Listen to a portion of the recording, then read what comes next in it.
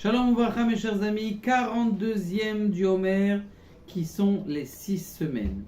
42e du Homer, c'est Malchut chez Beyesod. Malchut, c'est-à-dire réaliser la force de combien est-ce que quelqu'un, il fait une barrière pour se sanctifier et surtout la brite, combien est-ce que ça peut lui apporter. Rabbi Nachman, il dit quelque chose comme ça.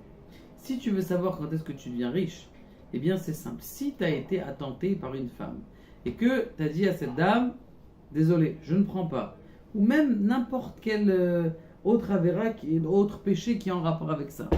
Si d'ailleurs quelqu'un il passe dans la rue et il tourne les yeux, ce moment-là c'est un moment de rahamim, que quand il tourne les yeux il peut prier à Kadosh Baruch Hu, et si c'est un moment de rahamim, il peut t'exaucer tout de suite. Pourquoi? Parce que c'est tellement dur pour un homme de se battre contre avoir la Kedusha, et Akadosh Baruch Hu, il aime tellement ça que c'est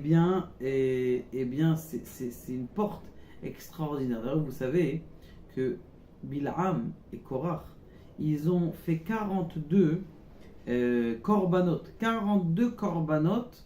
pour détruire le Ham Israël et bénir le Ham Israël. Vous avez compris le contraire. Ils se sont arrêtés là.